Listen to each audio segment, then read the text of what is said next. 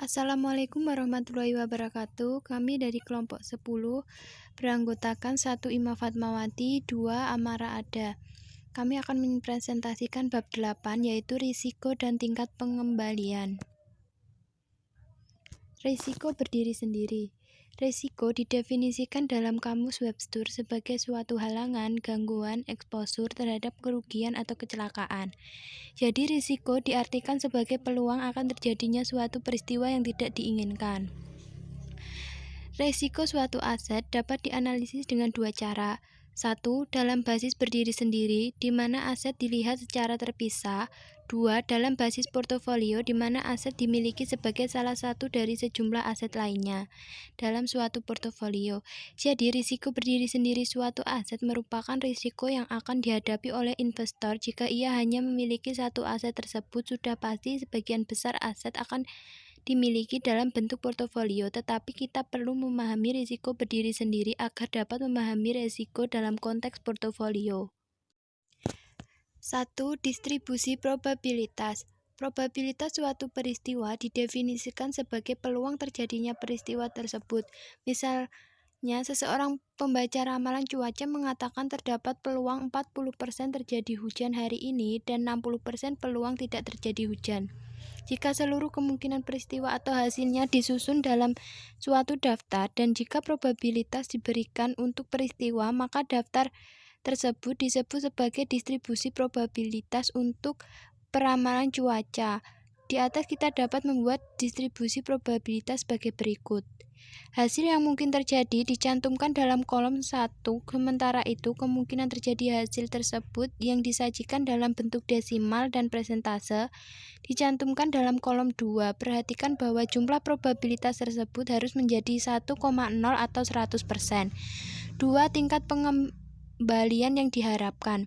Makin rapat atau makin tinggi distribusi probabilitas, makin besar kemungkinan hasil aktual akan mendekati nilai yang diharapkan, sehingga makin kecil kemungkinan pengembalian aktual akan jauh di bawah pengembalian yang diharapkan.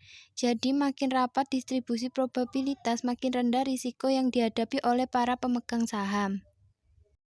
3. Mengukur risiko berdiri sendiri atau standar deviasi.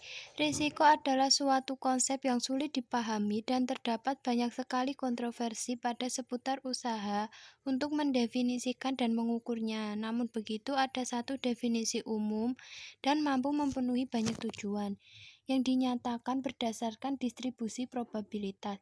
Seperti yang telah disajikan, yaitu makin rapat distribusi probabilitas tingkat pengembalian yang diharapkan di masa depan, makin kecil resiko investasi tersebut. Agar lebih bermanfaat, pengukuran resiko yang kita lakukan sebaiknya memiliki nilai yang pasti. Kita perlu menguantifikasi kerapatan distribusi probabilitas. Salah satu ukuran tersebut adalah standar deviasi yang memiliki simbol sigma. Makin kecil standar deviasi, semakin rapat distribusi probabilitasnya, dan makin rendah tingkat resiko sahamnya. Jadi, standar deviasi pada dasarnya merupakan rata-rata tertimbang dari deviasi-deviasi nilai yang diharapkan, dan nilai ini memberikan gambaran tentang seberapa jauh kemungkinan pengembalian aktual dibandingkan pengembalian yang diharapkan. Risiko dalam konteks portofolio. Seperti yang akan kita lihat, sebuah aset yang dimiliki dalam portofolio, risikonya akan lebih kecil jika dibandingkan dengan aset yang sama dimiliki secara terpisah. Investor tidak menyukai resiko, dan karena resiko dapat dikurangi dengan portofolio dengan melakukan diversifikasi, maka sebagian besar aset keuangan dimiliki dalam bentuk portofolio bank, dana pensiun, perusahaan asuransi, dan instruksi keuangan lainnya. Diharuskan oleh hukum untuk memiliki portofolio terdiversifikasi. Bahkan investor individual, paling tidak yang kepemilikan efeknya menjadi bagian yang signifikan dari seluruh kekayaan mereka, umumnya memiliki portofolio dan bukan hanya saham atau perusahaan. Jadi fakta bahwa saham akan naik turun menjadi tidak begitu penting. Yang penting adalah pengembalian portofolio investor dan resikonya. Karena itu, secara logis risiko dan pengembaliannya dari efek tertentu Sebaiknya dianalisis dari sisi bagaimana efek tersebut memengaruhi resiko dan pengembalian portofolio di mana efek tersebut menjadi bagian di dalamnya. A. Pengembalian portofolio yang diharapkan.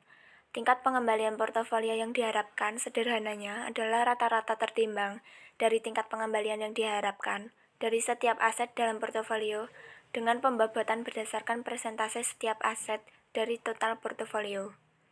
B. Risiko portofolio.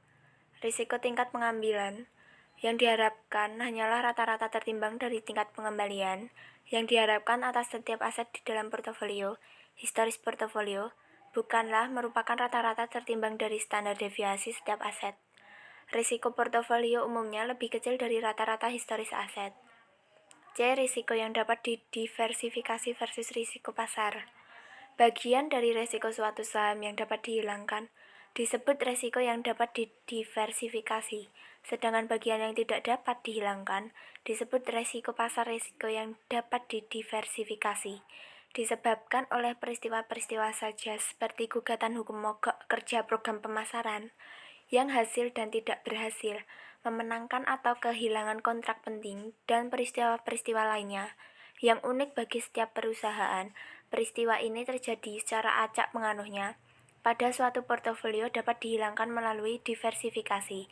Peristiwa buruk yang menimpa suatu perusahaan akan ditutupi oleh peristiwa baik yang dialami perusahaan lainnya. Konsep beta.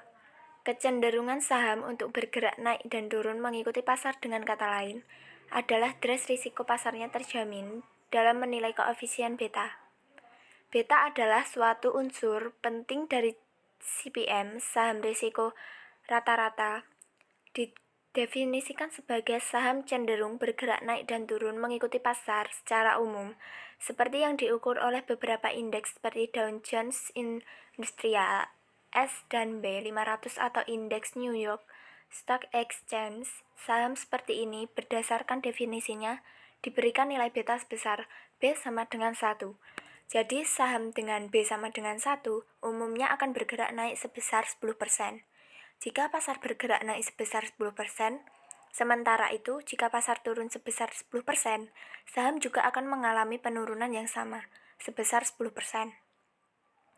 Portofolio dari saham dengan B sama dengan 1, seperti itu akan bergerak naik turun sesuai dengan rata-rata pasar secara luas, dan portofolio ini juga akan sama resikonya seperti saham rata-rata. Jika B sama dengan 0,5 saham, hanya akan setengah tidak stabil dibandingkan pasar. Saham akan naik dan turun hanya setengah, dan portofolio dengan saham seperti ini hanya akan dimiliki resiko setengah dari portofolio dengan sampel sama dengan 1 di pihak lain. Jika P sama dengan 2, saham akan 2 kali lipat tidak stabil dibandingkan saham rata-rata, sehingga portofolio dari saham-saham seperti ini akan 2 kali lebih beresiko dibandingkan portofolio rata-rata. Nilai dari portofolio seperti ini bisa jadi akan 2 kali lipat atau tinggal setengahnya dalam waktu yang singkat. Keuntungan melakukan diverifikasi luar negeri. Yang pertama, ada meningkatnya ketersediaan efek internasional, memungkinkan kita mendapatkan pertukaran risiko pengembalian yang lebih baik jika dibandingkan dengan hanya berinvestasi pada efek dalam negeri. Yang kedua ada, meskipun saham luar negeri kurang lebih mencerminkan 60% pasar ekuitas di seluruh dunia, dan meskipun terdapat keuntungan yang nyata dari berinvestasi di luar negeri. Sekian dan terima kasih atas presentasi kelompok kami, kelompok 10. Kurang lebihnya kami mohon maaf. Wassalamualaikum warahmatullahi wabarakatuh.